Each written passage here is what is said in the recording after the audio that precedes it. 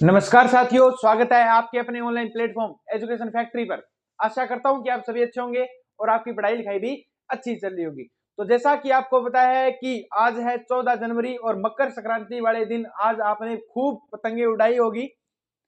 तो अब क्या है कि अपने पढ़ाई की ओर चलते हैं और आज अपने 14 जनवरी से संबंधित जो भी राजस्थान के करंट अफेयर क्वेश्चन हैं वो अपने करेंगे। दूसरा, आज अपनी जो क्लास लाइव होने वाली थी वो किसी कारणवश जो क्लास है वो लाइव नहीं हुई और मैंने मैसेज भी डाल दिया था ग्रुप के अंदर, लेकिन फिर भी क्या है कि किसी कारणवश क्या है कि लाइव नहीं हो पाई, क्योंकि लाइव में कोई थोड़ी दिक्कत आ रही है, टेक्निकल दिक्कत आ रही है, इस कारण क्या है कि लाइव नहीं आ रही। तो हो अपने क्या है कुछ ही दिनों में ये क्या है कि प्रॉब्लम सॉल्व कर लेंगे और अपनी क्लास क्या है लाइव ही आया करेगी। तो ज्यादा से ज्यादा पहले वीडियो को शेयर जरूर कीजिए और जो भी बच्चे वीडियो देख रहे हैं पहले लाइक जरूर करना, क्योंकि एक लाइक आपके लिए एक लाइक हो सकता है लेकिन हमारे लिए क्या है कि ये मोटिवेशन है, क्योंकि एक लाइक हमारे को इतना देता है कि हमारे लिए बच्चे वेट कर रहे हैं। ठीक है, तो ज्यादा से ज्यादा पहले अपने फ्रेंड सर्कल में वीडियो को शेयर कर दीजिए। दूसरा, इस क्लास की जो पीडीएफ है वो आपको टेलीग्राम और व्हाट्सएप चैनल के माध्यम से मिलेगी, जिसका लिंक डिस्क्रिप्शन में दिया गया है। और जो बच्चे पहली बार चैनल पे हैं तो वो पहले चैनल को सब्सक्राइब कर दीजिए तथा बेल आइकन जरूर दबा दीजिए ताकि आने वाली वीडियो का नोटिफिकेशन आप तक पहुंच सके। अपने जो क्लास है उसमें मेन मोटिव क्या है कि कल वाली क्लास को रिपीट करना और फिर नई क्लास क्या है स्टार्ट करना। तो पहले अपने करेंगे कल वाली क्लास को, फिर अपने क्या कंटिन्यू वापस से चलेंगे, जो आज के जो करंट अफेयर की बात है वो करेंगे। तो शुरुआत करते हैं अपने कल वाली क्लास में। और कल वाली क्लास का पहला क्वेश्चन अपना था कि यूथ आइकन अवार्ड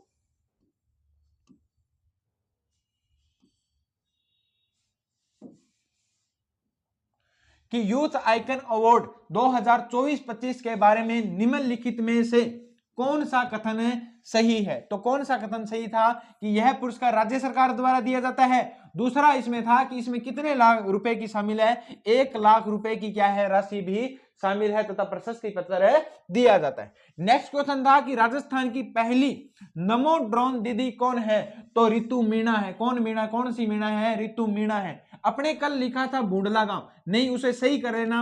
इनका नाम, इसका गांव का नाम क्या है, मुंडला गांव है। कौन सा गांव है, मुंडला गांव, जो किस जिले में है, बारां जिले में। मैंने शायद कल बूंडला गांव लिखा दिया था, लेकिन उसका नाम क्या है, मुंडला गांव है। कौन सा गांव है, मुंडला गांव। नेक्स्ट अपने बात करें तो जयपुर में आयोजित पैरा राष्ट्रीय तीरंदाजी प्रतियोगिता में कंपाउंड महिला वर्ग में स्वर्ण पदक जीता है। किसने जीता है, पायल नाग ने जीता है। किसने जीता है, पायल नाग ने जीता है। हाल ही में राजस्थान सरकार ने सभी सरकारी स्कूलों में हेल्थ क्लब शुरू करने की क्या किया, घोषणा की है। और इसका मुख्य उद्देश्य क्या है कि बच्चों को फास्ट फूड और जंक फूड क्या है, जंक फूड से क्या रखना, दूर रखना, इनका क्या है मुख्य उद्देश्य है। नेक्स्ट अपने बात करें तो नेक्स्ट अपने है कि 50वीं जूनियर राष्ट्रीय कबड्डी प्रतियोगिता में राजस्थान की महिला व पुरुष कैटेगरी में कौन सा पदक जीता है। तो कौन सा पदक जीता है, कांस्य पदक जीता है। कौन सा पदक जीता है, कांस्य पदक जीता है।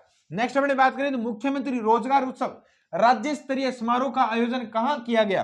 तो कहां किया गया है, जयपुर में किया गया है। कहां पर किया गया है, जयपुर में किया गया। नेक्स्ट अपने बात करें हाल ही में 67वीं राष्ट्रीय शूटिंग प्रतियोगिता में शिखा चौधरी व सोमिल चौधरी ने कुल कितने पदक जीते हैं। तो 8 पदक जीते हैं। कुल कितने पदक जीते हैं, 8 पदक जीतने। किसने जीते हैं, शिखा चौधरी व सोमिल चौधरी ने। ये अपने जो कल के क्वेश्चन थे वो अपने क्या कर लिए, कंप्लीट कर लिए। अब कॉपी पेन लेके तैयार हो जाओ, क्योंकि जो आज क्वेश्चन कराऊंगा उन जितने भी क्वेश्चन कराऊंगा 7 या 8 क्वेश्चन कराऊंगा, उन क्वेश्चनों में हर एग्जाम में क्वेश्चन आने वाला है। और लिख कर दे रहा हूं, जो भी आज क्वेश्चन करवाए जाएंगे वो चाहे रीट की भर्ती हो, चाहे पटवार की भर्ती हो, चाहे वीडियो की भर्ती हो, चाहे जेल प्रेरी की भर्ती हो, राजस्थान की जो भी भर्ती है उन भर्तियों में क्वेश्चन आने वाले हैं। और तो अगर वीडियो अच्छा लग रहा है तो ज्यादा से ज्यादा पहले वीडियो को शेयर कर दीजिए अपने फ्रेंड सर्किल में, क्योंकि करंट अफेयर जो भी करवाया जा रहा है वो हर एग्जाम में आने वाला है। अपने बात करते हैं, अपना जो पहला क्वेश्चन है वो है कि हाल ही में, कॉपी पेन में लिखना स्टार्ट कर दो, कि हाल ही में राजस्थान में किस राजनीतिक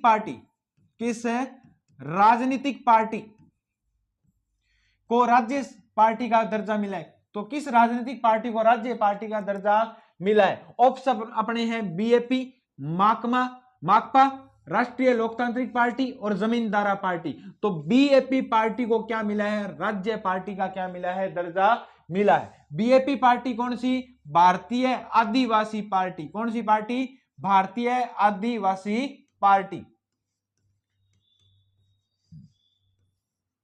भारतीय आदिवासी पार्टी। अगर थोड़ा सा पॉलिटिक्स में अगर इंटरेस्ट रखते हो तो जो बांसवाड़ा सीट से, लोकसभा सीट से अपने जो एमपी है राजकुमार रोत, उनकी पार्टी कौन सी है? भारतीय आदिवासी पार्टी है, बीएपी है। तो उस पार्टी को क्या मिल चुका है? राज्य पार्टी का दर्जा मिल चुका है। अपने बात करते हैं भारतीय राज्य आदिवासी पार्टी, इसके बारे में पूरी की पूरी बातें करते हैं। अपने बात करें तो इस भारतीय जो आदिवासी पार्टी है, इसके राष्ट्रीय अध्यक्ष कौन है? तो इसके राष्ट्रीय अध्यक्ष की अपनी बात करें तो इसके राष्ट्रीय अध्यक्ष हैं मोहनलाल रोत। कौन है? मोहनलाल रोत। याद रख लो कौन है? मोहनलाल रोत। क्योंकि क्वेश्चन आएगा कि बीएपी के राष्ट्रीय अध्यक्ष कौन है। अगर थोड़ा सा भी ध्यान रखेंगे तो, क्योंकि राजकुमार रोत को सभी जानते हैं, राजकुमार रोत आए दिन भाषण देते रहते हैं और हाई दिन हाईलाइट है, लेकिन मोहनलाल रोत को कोई भी नहीं जानता। तो ऑप्शन यही आएगा कि बीएपी पार्टी के राष्ट्रीय अध्यक्ष कौन है। तो पहला ऑप्शन ही क्या होगा? राजकुमार रोत। और मैं कहता हूं कि लगभग 99% बच्चों के क्या होगा? ये गलत होगा, क्योंकि सभी बात यही कि राजकुमार रोत को जानते हैं। तो इसका सही आंसर क्या है? मोहनलाल रोत, जो भारतीय जो आदिवासी पार्टी है इसके क्या है? राष्ट्रीय अध्यक्ष है। क्या है? राष्ट्रीय अध्यक्ष है। नेक्स्ट अपने बात करें, ये भारतीय आदिवासी पार्टी बनी कब थी? तो इसकी स्थापना कब हुई थी? इसकी स्थापना हुई थी सितंबर 2023 में। सितंबर 2023 में इसकी क्या हुई थी? स्थापना हुई थी। सितंबर 2023 में इसकी क्या हुई थी? स्थापना हुई थी। लगभग 1 साल ही हुआ है और इसको राज्य पार्टी का क्या मिल चुका है? दर्जा भी मिल चुका है। अपने बात करें तो ये जो दर्जा दिया गया किस तारीख को दिया गया? तो 13 जनवरी को। कहीं आपसे तारीख पूछ ली जाए तो 13 जनवरी 2025 को इसे राज्य पार्टी का क्या मिल चुका है? दर्जा मिल चुका है। क्या मिल चुका है? राज्य पार्टी का दर्जा मिल चुका है। किसे? भारतीय आदिवासी पार्टी को।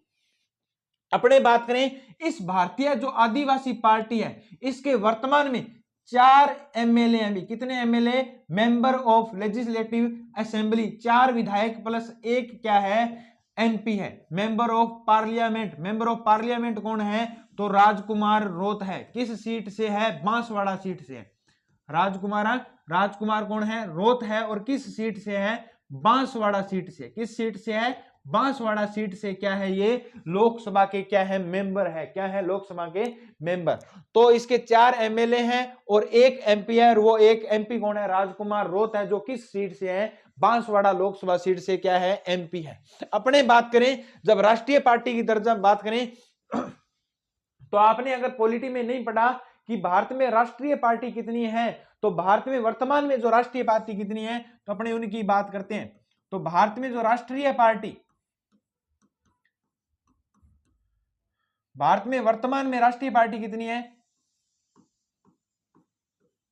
तो पहले जो पार्टी हुआ करती थी वो अपनी हुआ करती थी राष्ट्रीय पार्टी 8 हुआ करती थी, लेकिन वर्तमान में अपने राष्ट्रीय पार्टी कितनी है? तो 6 पार्टी है। कितनी पार्टी है? 6 पार्टी। और 6 पार्टी कौन कौन सी है? तो 2 का नाम तो आप जानते होंगे, नहीं 3 का तो नाम जानते होंगे। तो पहली है अपनी कांग्रेस। राष्ट्रीय पार्टी कौन सी है? कांग्रेस। दूसरी अपने बात करें तो बीजेपी, भाजपा, भारतीय जनता पार्टी। तीसरी अपने बात करें तो झाड़ू वाली आम आदमी पार्टी। केजरीवाल वाली कौन सी पार्टी है? आम आदमी पार्टी को भी राष्ट्रीय पार्टी का दर्जा मिल चुका है। चौथी अपने बात करें तो बीएसपी, हाथी वाली बहुजन समाज पार्टी। कौन सी?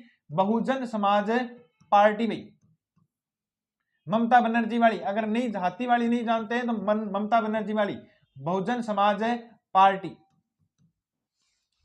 इसको लिख लो आम आदमी पार्टी।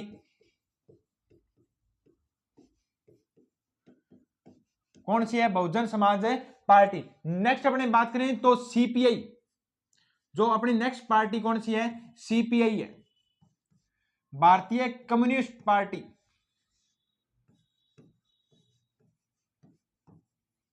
भारतीय कम्युनिस्ट मार्क्सवादी पार्टी है इसका पूरा नाम। भारतीय कम्युनिस्ट मार्क्सवादी पार्टी किसका नाम है? तो सीपीआई, मार्क्सवादी पार्टी। ये अपनी क्या है? राष्ट्रीय पार्टी है। एक और अपनी कौन सी है? तो छठी पार्टी अपनी है NPP, national peoples party, national peoples party है भाई, नेशनल पीपल्स पार्टी ये अपनी क्या है, छठी पार्टी है, जो क्या है एक राष्ट्रीय पार्टी है। तो वर्तमान में भारत में कितनी राष्ट्रीय पार्टियों को दर्जा मिल चुका है, तो 6 पार्टियां, पहले 8 हुआ करती थी, लेकिन अब कितनी रहेगी, तो 6 रहेगी। कौन कौन सी, कांग्रेस, भाजपा, आम आदमी पार्टी, ये तीनों के नाम जानते होंगे। एक याद रख लेना, ममता बनर्जी वाली बीएसपी, बहुजन समाज पार्टी, दो का नाम याद रखना है, सीपीआई भारतीय कम्युनिस्ट पार्टी, मार्क्सवादी पार्टी, और एनपीपी नेशनल पीपल्स पार्टी, ये दोनों के नाम याद रखना। 4 तो आप जानते हो। याद रख लेना आम आदमी पार्टी, कौन सी पार्टी, आम आदमी पार्टी को 10 अप्रैल, कब, 10 अप्रैल 2023 को क्या मिला था, राष्ट्रीय पार्टी का दर्जा मिला था। ये क्वेश्चन आएगा कि आम आदमी पार्टी को राष्ट्रीय पार्टी का दर्जा कब मिला था, तो 2023 में। कौन सी तारीख को, 10 अप्रैल 2023 में इसको क्या मिला था, राष्ट्रीय पार्टी का दर्जा मिला था। अब अपने थोड़ी सी पॉलिटी की तरफ चले जाते हैं, क्योंकि आपकी पॉलिटी भी आएगी। अब पॉलिटी की तरफ चलते हैं कि आपको बता दें कि राज्य पार्टी का दर्जा कब मिलता है। तो राज्य पार्टी का आपका दर्जा जो मिलता है, अपनी बात करें तो यदि कोई राजनीतिक पार्टी है, अब राज्य पार्टी का दर्जा कब मिलता है, कैसे मिलता है, ध्यान से सुन लेना। राज्य पार्टी का दर्जा कब मिलता है और कैसे मिलता है, ये ध्यान से सुन लेना। जो बीएपी को मिला है, भारतीय आदिवासी पार्टी को राज्य पार्टी का दर्जा मिला है, तो वो कैसे मिला है, राज्य पार्टी का दर्जा कैसे मिलता है, तो सुन लेना। तो यदि कोई राजनीतिक पार्टी, यदि कोई राजनीतिक पार्टी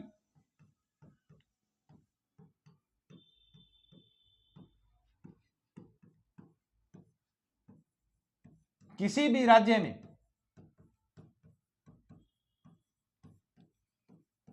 वैध वोट, कितने, कौन से वोट है, वैध वोट, याद रखना, शब्द पर ध्यान रखना, वैध वोट मतलब जो क्या वैध गिने जा चुके हैं और जिनमें एक भी क्या है, खराब वोट नहीं है, वैध वोट। वैध वोट का 6%, कितना परसेंट, वैध वोट का 6% प्लस एक में क्या होनी चाहिए, लोकसभा सीट होनी चाहिए, उसको क्या मिल सकता है, अपने को राज्य पार्टी का दर्जा मिल सकता है। तो यदि कोई राजनीतिक पार्टी है जो किसी भी राज्य की, कोई भी राज्य हो सकता है, उसमें किसी भी राज्य पार्टी को अगर दर्जा लेना है, तो उसके पास अगर 6% वैध वोट है, प्लस में एक लोकसभा सीट है, अगर एक मेंबर उसका लोकसभा सीट में पहुंचा है, उसे क्या मिल सकता है, राज्य पार्टी का दर्जा मिल सकता है। दूसरा अपने बात करें, दूसरा इसमें या डालकर लिख लो, या मतलब ये नहीं है, तो अगर आपके विधानसभा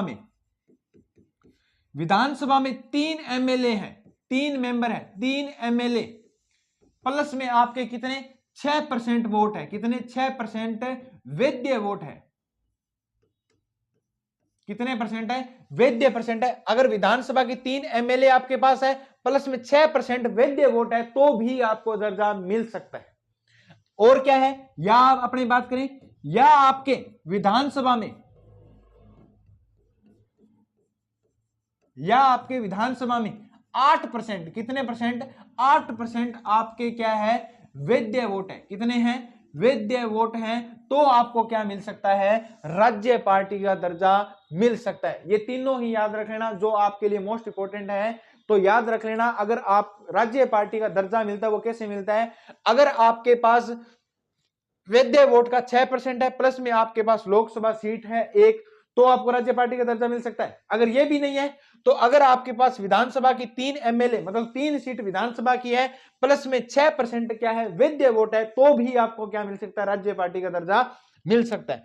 अगर ये भी नहीं है, तो या आपके केवल 8% वोट होने चाहिए, वो भी कैसे होने चाहिए, वैध वोट होने चाहिए, तो भी आपको क्या मिल सकता है, राज्य पार्टी का दर्जा मिल सकता है। तो अगर बीएपी को राज्य पार्टी का दर्जा मिला है, तो उसके पास 3 एमएलए, सॉरी कितने एमएलए, 4 एमएलए प्लस एक लोकसभा सीट है, कितनी है, एक लोकसभा सीट है, तो उसकी सारी अर्हताएं पूरी है, उसके पास सारे जो जितने भी नियम है राज्य पार्टी के दर्जे के, वो सभी पूरे हैं, और उसको क्या मिल गया, राज्य पार्टी का दर्जा मिल गया। मोस्ट इंपोर्टेंट है पॉलिटी की तरफ से, क्योंकि बीएपी को राज्य पार्टी का दर्जा मिल चुका है, तो पॉलिटी में क्वेश्चन पूछा जा सकता है।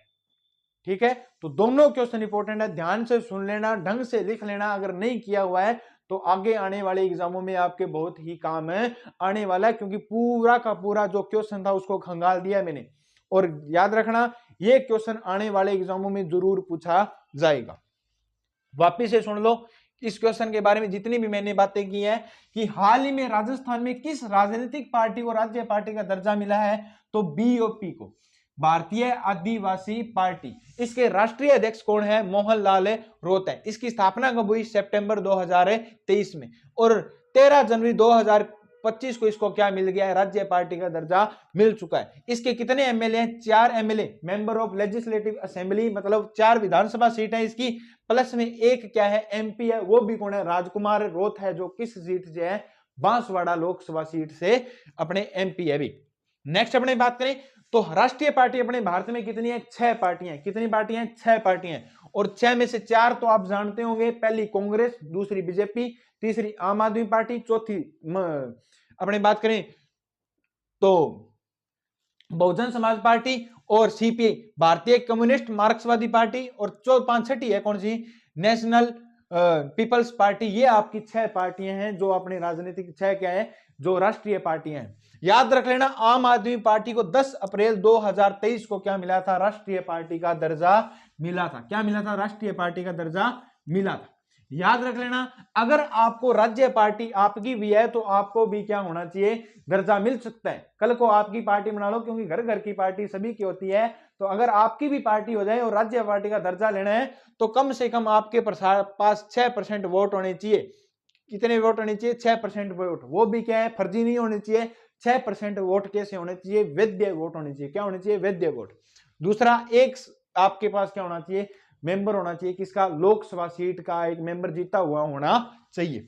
दूसरा अपने बात करें, या आपके पास ये नहीं है तो आपके पास 3 एमएलए होने चाहिए। तो 3 आपके एमएलए होने चाहिए, 3 एमएलए होने चाहिए, और 6% आपके क्या होने चाहिए, वैध वोट होने चाहिए। अगर ये भी आपके पास नहीं है तो विधानसभा में आपके 8% वोट होने चाहिए। कितने वोट होने चाहिए, विधानसभा या लोकसभा, दोनों लिख लो, विधानसभा या लोकसभा में आपके क्या होने चाहिए, वैध वोट होने चाहिए। कितने, 8%। कितने होने चाहिए, 8%। विधानसभा या लोकसभा दोनों में भी क्या है कि आपके 8% वोट हो तो भी आपको राज्य पार्टी का दर्जा मिल सकता है। ये आपके पॉलिटी की मोस्ट इंपोर्टेंट बातें थी जो मैंने करवा दी।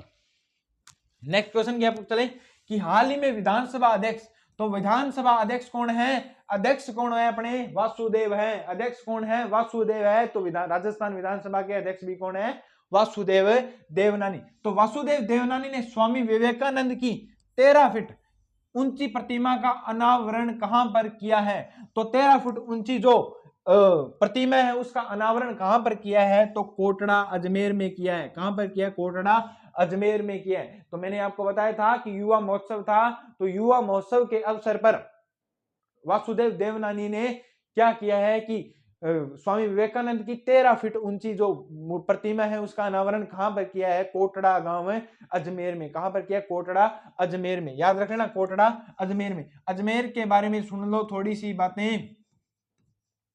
अजमेर जिला कब बना था, तो 1 नवंबर 1956 को राजस्थान का क्या बन गया था, 26वां जिला बना था। कौन सा बना था, 26वां जिला बना था भी।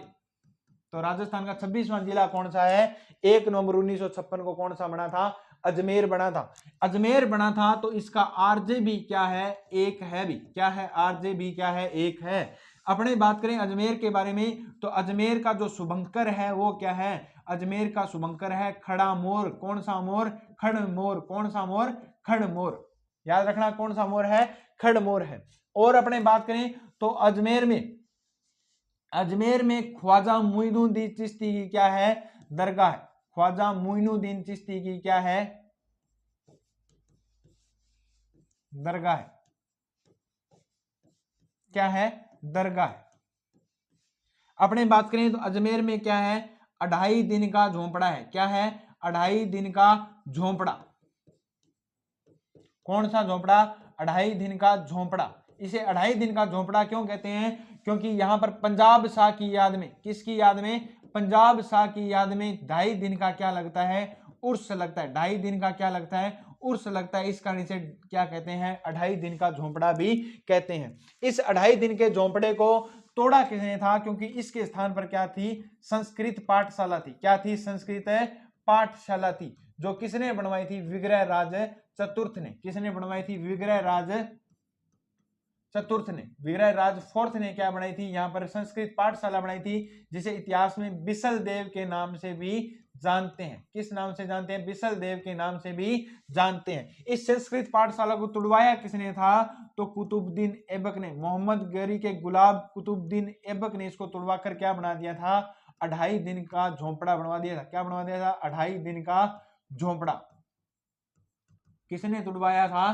तो कुतुबुद्दीन ऐबक ने तुड़वाया था और क्या बना दिया था? 28 दिन का झोंपड़ा बनवा दिया था। ये अपने क्या है? अजमेर में। अजमेर में एक और याद रखना, अजमेर में क्या है? आरपीएससी का मुख्यालय भी। क्या है? आरपीएससी का मुख्यालय। राजस्थान लोक सेवा आयोग का मुख्यालय कहां पर है अपने? तो आरपीएससी का मुख्यालय कहां पर है? अजमेर में। एक और याद रखना, बीएसईआर बोर्ड ऑफ सेकेंडरी एजुकेशन, माध्यमिक शिक्षा बोर्ड का मुख्यालय भी अपने बात करें तो कहां पर है? जो आपकी मार्कशीट आती है वो कहां से आती है? अजमेर से आती है। कहां से आती है? अजमेर से आती है। अपने बात करें तो यहां पर अजमेर की स्थापना किसने की थी? तो 1113 में किसने की थी? अजय राज या अजय पाल ने की थी। किसने की थी? अजय राज या अजय पाल ने की थी 1113 ईस्वी में। अजय राज या अजय पाल ने इसकी क्या की थी? स्थापना की थी। और ये राजस्थान का क्या है? 26वां जिला है, जो 1 नवंबर 1956 को बना था। और 1 नवंबर 1956 को राजस्थान का क्या है? एकीकरण भी कंप्लीट होता है। और अपने बात करें तो अजमेर के बारे में, और अपने बात करें तो अजमेर के बारे में, तो राजस्व विभाग का मुख्यालय भी कब कहां पर है? तो राजस्व विभाग भी जब एकीकरण कंप्लीट हुआ था, राजस्व विभाग भी किसको दिया गया था? अजमेर को दिया गया था। अपने बात करें अजमेर में जो दुर्ग है उसका क्या नाम है? अजय मेरू दुर्ग है। क्या नाम है? अजय मेरू दुर्ग है। क्या नाम है? अजय मेरू दुर्ग है, जो किस पहाड़ी पर है? गढ़बीठली पहाड़ी पर है। कौन सी पहाड़ी पर? गढ़बीठली पहाड़ी पर है। और इसी दुर्ग का दूसरा नाम क्या है? तारागढ़ दुर्ग है। कौन सा दुर्ग है? तारागढ़ दुर्ग है, क्योंकि जो पृथ्वीराज सिसोदिया की पत्नी थी ताराबाई यहां पर आई थी, और इस कारण क्या है? तारागढ़ दुर्ग भी कहते हैं। नेक्स्ट अपने बात करें, जो मालदेव की पत्नी थी उमादेव थी, उसे इतिहास में रूठी रानी के नाम से जानते हैं। तो वो रूठी रानी भी कहां रही थी? इस अजमेर दुर्ग में रही थी। कहां पर रही थी? रूठी रानी भी, उमादेव भी कहां पर रही थी? अजमेर दुर्ग में रही थी। ये अजमेर दुर्ग के बारे में अपने इतनी बातें कर ली जो आपको नहीं पता होगा। तो अगर आपको ये भी नहीं पता है तो अजमेर से एक जिला अलग कर दिया गया। कौन सा? कौन सा? ब्यावर कर दिया है। कौन सा कर दिया है? ब्यावर। और ब्यावर को अलग किया कब था? 17 मार्च 2023 को नया जिला बन गया था ब्यावर। किस से अलग होकर बन गया था? ब्यावर बन गया था अजमेर से। लेकिन बना तो केंकड़ी भी था, केंकड़ी को क्या कर दिया? रद्द कर दिया, क्योंकि केंकड़ी क्या है? केकड़ा काम का नहीं है, तो केंकड़ी को क्या कर दिया? रद्द कर दिया। और 17 मार्च को ब्यावर क्या बन गया? जिला बन गया था। और 8 अगस्त को इसने क्या कर दिया था? अपना काम प्रारंभ कर दिया था 2023 को। तो बी अवेयर, मैंने बताया था कि बी अवेयर, तो ब्यावर ने बी अवेयर, जो आपको हिस्ट्री में मैंने, हो सकता है भी हिस्ट्री जब भी करवाएंगे तो ब्यावर का नाम बी अवेयर था, लेकिन बी अवेयर आज भी देख लेना, अंग्रेजों ने नाम रखा था बी अवेयर। ठीक है, तो बी अवेयर याद रखना, बी अवेयर अंग्रेजी में नाम बी अवेयर ही है इसका, लेकिन अपने वालों ने क्या बना दिया? ब्यावर बना दिया। क्या बना दिया? ब्यावर बना दिया। हिस्ट्री में आपको बताया जाएगा भी। ये अपने क्या मुख्य क्या थी? बातें थी। अपने बात करें तो ये ब्यावर था, वही ब्यावर है जहां पर 1857 की क्रांति के समय क्या थी? बटालियन थी, और यहां पर विद्रोह नहीं हुआ था। बटालियन कौन सी थी? तो 1857 की बटालियन थी। और खेरवाड़ा और ब्यावर में क्या विद्रोह नहीं होता? खेरवाड़ा और ब्यावर में क्या विद्रोह नहीं होता। ये जो मुख्य बातें मैंने अजमेर के बारे में बता दी और ब्यावर के बारे में बता दी। तो वापिस से सुन लो, क्वेश्चन कौन सा है कि हाल ही में विधानसभा अध्यक्ष वासुदेव देवनानी ने स्वामी विवेकानंद की 13 फीट ऊंची प्रतिमा का अनावरण कहां पर किया है? तो कोटड़ा गांव अजमेर में किया। नोट डालकर दोनों क्वेश्चन लिख लेना, क्योंकि आगे वाले एग्जामों में जरूर पूछे जाएंगे। विधानसभा अध्यक्ष का नाम जरूर याद रखना, वासुदेव देवनानी है। कौन सा? वासुदेव देवनानी। अजमेर के बारे में बता दी, 1 नवंबर 1956 को 26वां जिला बना था। आरजे का शुभंकर खड़मोर है, ख्वाजा मोइनुद्दीन चिश्ती की दरगाह है, 2.5 दिन का झोपड़ा है, पजाम शाह की याद में यहाँ लगता है क्या? उर्स लगता है। संस्कृत पाठशाला किसने बनाई थी? विग्रहराज चतुर्थ ने, जिन्हें इतिहास में बिसल देव के नाम से भी जानते हैं। संस्कृत पाठशाला तुड़वाया किसने था? कुतुबुद्दीन ऐबक ने तोड़वाया था। आरपीएससी का मुख्यालय बीएसईआर बोर्ड ऑफ सेकेंडरी एजुकेशन का भी मुख्यालय यहाँ पर है। और अजय राज ने इसको क्या है कि अजमेर की स्थापना की थी 1113 ईस्वी में। और उमादे रूठी रानी यहाँ पर गढ़ भी दुर्ग था अजय मेरू में, या अजय मेरू दुर्ग में यहाँ पर क्या है रुकी थी भाई, ठीक है। नेक्स्ट अपने बात करें तो अजमेर से एक नया जिला अलग हुआ था जिसका नाम क्या था, ब्यावर। 17 मार्च 2023 को 8 अगस्त 2023 को इसने अपना कार्य प्रारंभ कर दिया था। और 1857 की क्रांति में ब्यावर क्या थी, एक बटालियन थी, क्या थी, बटालियन थी। और खेरवाड़ा और ब्यावर बटालियन ऐसी थी जहां पर कोई भी विद्रोह नहीं हुआ था। ये जो मुख्य मुख्य बातें थी वो बता दी, आगे कोई भी बातें आएंगी और भी बता दी जाएगी। नेक्स्ट अपने बात करें तो ऑपरेशन नॉकआउट किस उद्देश्य से चलाया गया है। ऑपरेशन नॉकआउट की अपने बात करें, नॉकआउट तो ये जो चलाया गया है मादक पदार्थ तस्करी के खिलाफ, ये क्या है चलाया गया, कौन सा, नॉकआउट। ये चलाया किसने है तो याद रखना जयपुर रेंज के आईजी है जिनका नाम क्या है, अजय पाल लांबा। ये याद रख लेना, अजय पाल लांबा ने क्या है ये ऑपरेशन नॉकआउट चलाया। कौन सा चलाया, ऑपरेशन नॉकआउट, जिसमें मादक पदार्थ तस्करी के खिलाफ क्या है, जितने भी नशीले पदार्थ हैं उनको क्या है जो बेचते रहते हैं उनको पकड़ते हैं, कौन है, आईजी। और ये ऑपरेशन चलाया किसने, जयपुर रेंज के आईजी जिसका नाम क्या है, अजय पाल लांबा। याद रखना कि अभी गंगानगर जिले में, कौन से जिले में, गंगानगर जिले में एक चल रहा है कौन सा, नशा मुक्त अभियान चल रहा है। कौन सा चल रहा है, नशा मुक्त अभियान चलाया जा रहा है। तो पूछा जा सकता है कि गंगानगर राजस्थान के किस जिले में नशा मुक्त अभियान चलाया जा रहा है, क्योंकि कौन से जिले में, श्री गंगानगर जिले में चलाया जा रहा है। इसके बारे में मैंने आपको बताई थी। ये अपना क्या था, तीसरा क्वेश्चन था। नेक्स्ट क्वेश्चन की अपने बात करें तो नेक्स्ट क्वेश्चन है कि मधुहारी जो क्लिनिक है किससे संबंधित है, जिसे राजस्थान में शुरू किया गया है। तो ये जो क्लिनिक है ये टाइप 1 डायबिटीज से पीड़ित बच्चों और किशोरियों का उपचार के लिए है। तो जो डायबिटीज में, इसमें भी क्या है, डायबिटीज होती है जो शुगर होती है, उसमें टाइप 1 के पीड़ित बच्चों तथा किशोरियों के क्या है कि उपचार के लिए कौन सी क्लिनिक खोली गई है, मधुहारी क्लिनिक खोली गई है। याद रख लेना, राजस्थान भारत का पहला राज्य है जहां पर यह क्लिनिक चल रही है। पहला राज्य है जहां पर मधुहारी क्लिनिक चल रही है। कहां पर चल रही है, राजस्थान भारत का पहला राज्य है जहां पर मधुहारी क्लिनिक चल रही है। और राजस्थान में वर्तमान में 4 जिलों में मधुहारी क्लिनिक चल रही है। कितने जिलों में, 4 जिलों में। और 4 जिले कौन से, एक तो जयपुर, दूसरा अपने बात करें तो उदयपुर, तीसरा अपने बात करें तो नागौर, और चौथा अपने बात करें तो जोधपुर।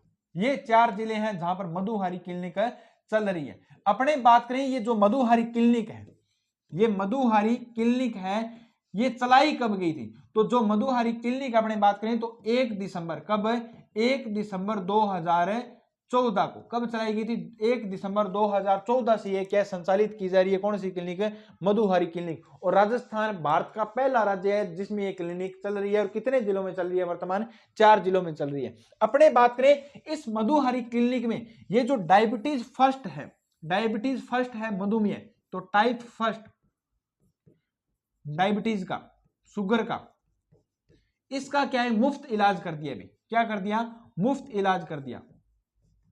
और वो इलाज कब किया गया है, मुफ्त या फ्री, निःशुल्क इसको क्या मिलेगी, अगर किसी भी बच्चे के, किसी भी किशोरी के अगर टाइप 1 डायबिटीज बीमारी है, शुगर है, तो उसमें जो मुफ्त इलाज मिलेगा। ये योजना कब चली गई थी, ये अपने बात करें तो 12 अक्टूबर 2024 से क्या की गई थी, प्रारंभ की गई थी। 12 अक्टूबर 2024 से क्या की गई थी, प्रारंभ की गई थी। क्योंकि अभी क्या है कि इसके बारे में पूछा जा रहा है, तो ये मैंने बता दिया, इसके बारे में पूरा खंगाल दिया, क्योंकि इसमें क्या है कि पूरा का पूरा क्या है कि मुफ्त इलाज दिया जा रहा है टाइप 1 का डायबिटीज का। और ये अपने वर्तमान में 4 जिलों में चल रही है, जयपुर, उदयपुर, नागौर और जोधपुर में। तो ये पूरी की पूरी बातें नोट कर लेना, क्योंकि राजस्थान का पहला राज्य, भारत का पहला राज्य जहां पर मधुहारी क्लिनिक चल रही है।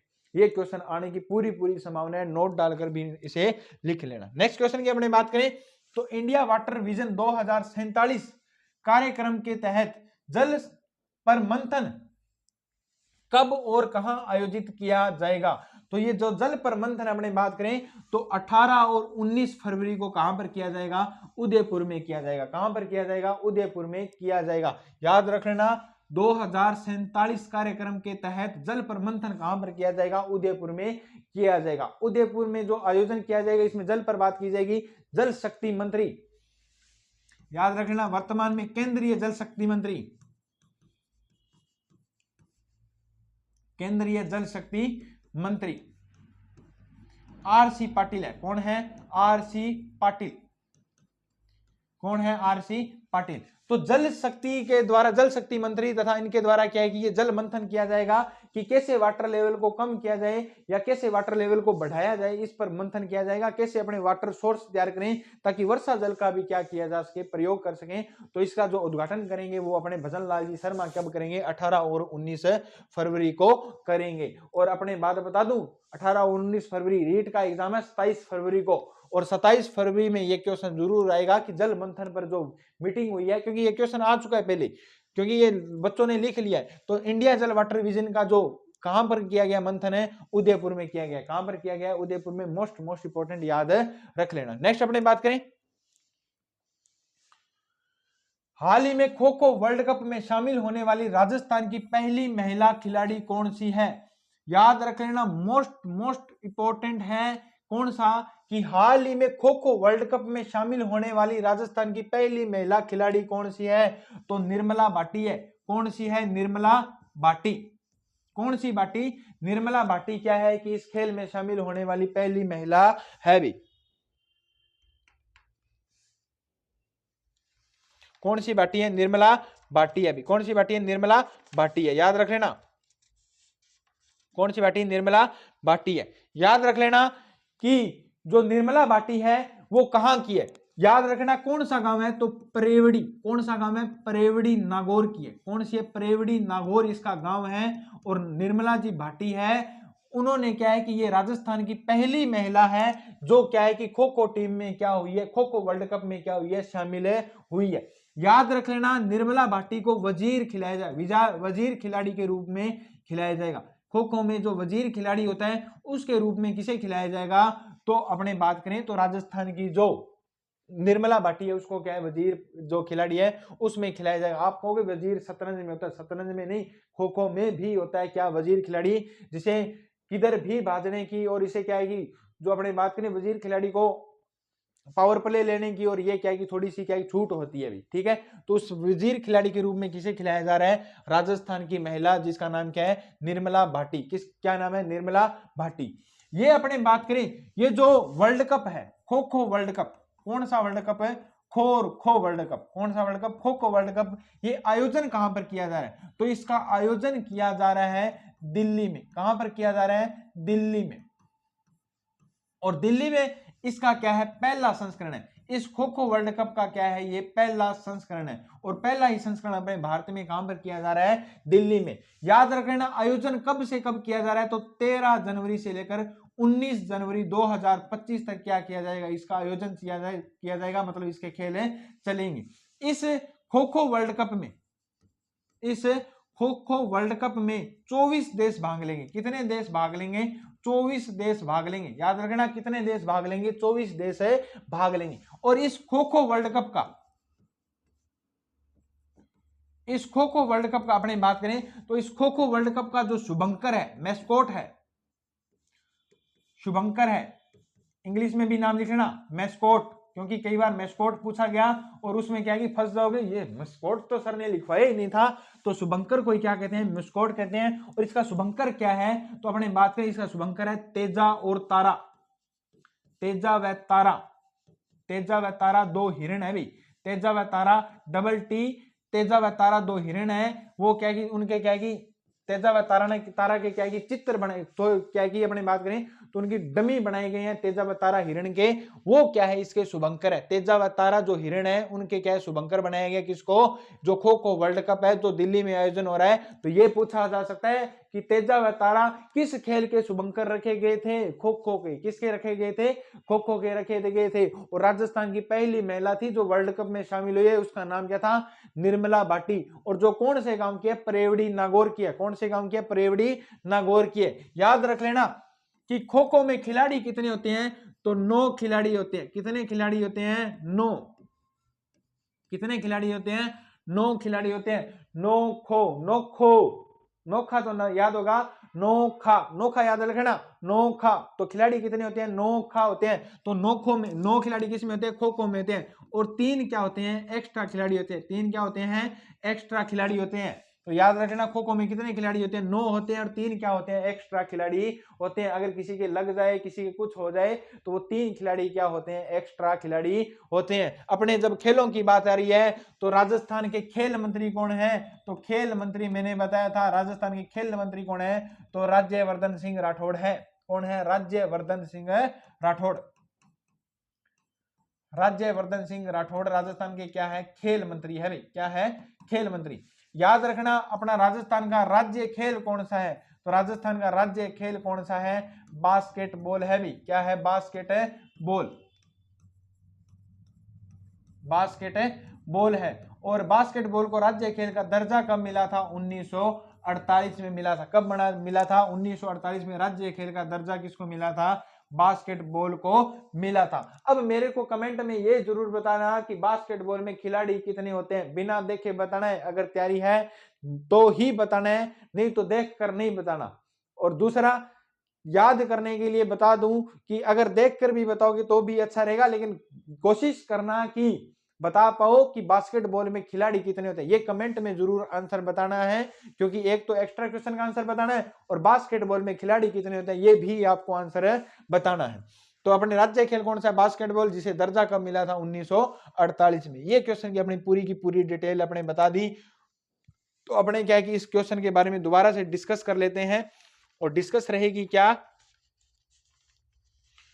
तो डिस्कस रहेगी कि हाल ही में खो खो वर्ल्ड कप में शामिल होने वाली राजस्थान की पहली महिला कौन सी? इंपॉर्टेंट लगा लो, मोस्ट इंपॉर्टेंट। पहले नंबर पर जरूर जो भी बातें बताता हूं वो इंपॉर्टेंट लगा लो, क्योंकि राजस्थान से पहली बार अपने बात करें तो कबड्डी का प्रतियोगिता में गई हुई है।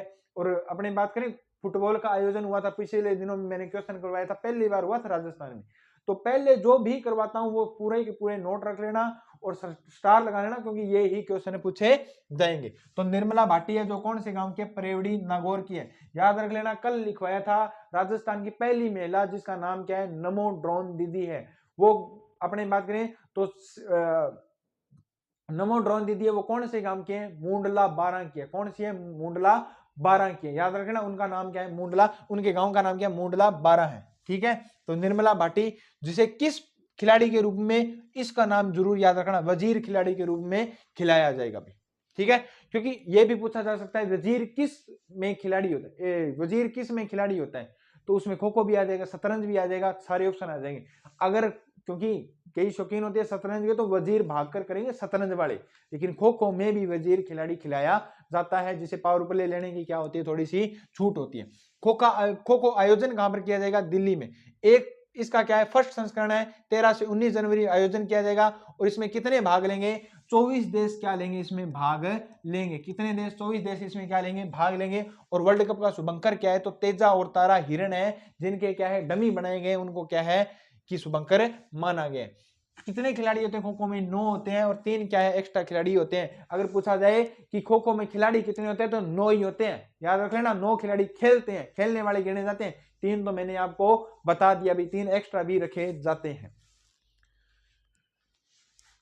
खेल मंत्री कौन है? तो राज्यवर्धन सिंह राठौड़। राजस्थान का राज्य खेल कौन सा है? बास्केटबॉल है। कौन सा? बास्केट है बॉल है। इसे राज्य खेल का दर्जा कब मिला था? 1948 में। नेक्स्ट क्वेश्चन की बात करें तो पशु कल्याण पखवाड़ा 2025 का आयोजन कब किया जाएगा? तो पशु जो कल्याण पखवाड़ा है, इसका अपने बात करें तो इसका जो आयोजन है वो 14 से 30 जनवरी तक किया जाएगा। कब किया जाएगा? 14 से 30 जनवरी तक है इसका आयोजन किया जाएगा। तो 14 से 30 जनवरी तक इसका आयोजन किया जाएगा। और ये अपने बात करें तो राजस्थान के पशुपालन मंत्री, राजस्थान के पशुपालन मंत्री जोराराम कुमावत। कौन है? जोराराम कुमावत। इन्होंने जानकारी दी है कि हम 14 से 30 जनवरी के मध्य क्या बनाएंगे? राजस्थान पशु कल्याण पखवाड़ा बनाएंगे। क्या बनाएंगे? पशु कल्याण जो क्या है कि पखवाड़ा बनाएंगे। इसमें क्या है कि पशु क्रूरता, इसका मुख्य उद्देश्य है पशु क्रूरता संबंधित, पशु क्रूरता निवारण तथा पशुओं का उचित प्रबंधन। इसका क्या है? उद्देश्य, पशुओं का उचित प्रबंधन इसका क्या है मुख्य उद्देश्य है। क्या है मुख्य उद्देश्य है। मेरे को कमेंट में आंसर बताना मुर्रा नस्ल किसकी है। अगर पशुओं की बात आ गई तो मुर्रा नस्ल किसकी है और इसकी विशेषता क्या होती है, क्योंकि ये क्वेश्चन आपकी रीट वगैरह में आ सकता है। तो कृषि से भी क्वेश्चन आए तो मुर्रा नस्ल किसकी है, पशुपालन से भी क्वेश्चन आए तो मुर्रा नस्ल किसकी है, ये मेरे को बता देना भाई। ठीक है, नेक्स्ट अपनी बात करें। नेक्स्ट क्वेश्चन अपने सुपोषित मां अभियान के तीसरे चरण की शुरुआत कब हुई। तो सुपोषित मां जो तीसरा चरण है इसकी शुरुआत कब हुई, तो 3 जनवरी 2025 को। कब हुई, 3 जनवरी 2025 को इसके तीसरे चरण की क्या हुई थी, शुरुआत हुई थी। अपने बात करें सुपोषित, पूरा लिख लो, सुपोषित मां अभियान, सुपोषित मां अभियान। इस सुपोषित मां अभियान की अपने बात करें तो शुरुआत किसने की थी, तो शुरुआत इसकी की गई थी कोटा में। और कोटा में किसने की थी, तो लोकसभा अध्यक्ष ओम बिड़ला। किसने की थी, ओम जी बिड़ला ने इसकी क्या की थी, शुरुआत की थी। ओम बिड़ला ने क्या की थी, इसकी शुरुआत की थी। अपने बात करें तो इसकी शुरुआत कब की गई थी, तो 19 जनवरी 2020 को की गई थी। कब की गई थी, 19 जनवरी 2020 को इसकी शुरुआत की गई थी। कब की गई थी, 19 जनवरी 2020 को इसकी क्या की थी, शुरुआत की गई थी। 19 जनवरी 2020 को इसका पहला चरण स्टार्ट हुआ था, कोटा से हुआ था। और किसने किया था, ओम जी बिड़ला ने किया था। किसने किया था, लोकसभा अध्यक्ष कौन है, ओम बिड़ला ने इसका क्या किया था, शुभारंभ किया था। क्या किया था, शुभारंभ किया था। अपने बात करें इसका मुख्य उद्देश्य क्या है, इसका मुख्य उद्देश्य यही है कि जो गर्भवती महिला है उसे पोषण प्रदान करना, गर्भवती महिला को पोषण प्रदान करना, किट देना, पोषण किट देना, पोषण प्रदान करना, इसका क्या है मुख्य उद्देश्य। क्या मुख्य उद्देश्य क्या है, पोषण प्रदान करना गर्भवती महिला को, इसका मुख्य उद्देश्य है। अपने बात करें तो इसके दूसरे चरण की शुरुआत, अपने बात करें तो इसके सुपोषित मां अभियान की दूसरे चरण की शुरुआत कब हुई थी, 17 मई 2022 को। कब हुई थी, 17 मई 2022 को इसके दूसरे चरण की क्या हुई थी, शुरुआत हुई थी। अब तीसरा चरण चल रहा है, तो तीसरे चरण की शुरुआत कब हुई है, 3 जनवरी 2025 को। 3 जनवरी 2025 को ये दूसरा चरण था। तो इसमें 3000 कितनी महिलाओं को, 3000 महिलाओं को,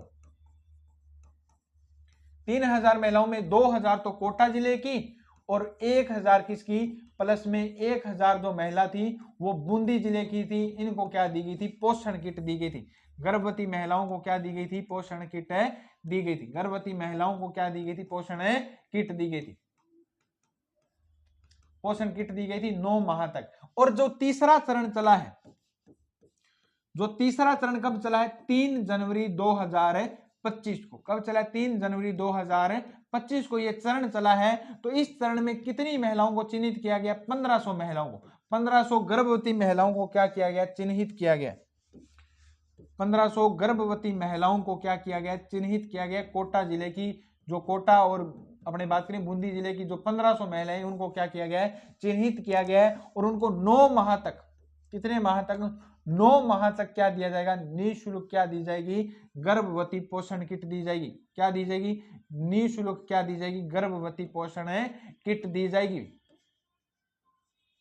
तो ये जो गर्भवती पोषण अभियान है वो आपको मैंने पूरा का पूरा बता दिया। सुपोषित मां अभियान आपको पूरा का पूरा बता दिया, क्योंकि मैंने कहा कि आपको हर दिन एक नई क्या करवाई जाएगी, योजना करवाई जाएगी। और योजना जो भी करवाऊंगा उसका पूरा का पूरा डिटेल लिखवा दूंगा, कब शुरू होगी, कब खत्म होगी, कौन सा चरण चल रहा है और क्या इसकी उद्देश्य है, क्या इसमें क्या है कि अपने जो इसमें बदलाव किए गए हैं।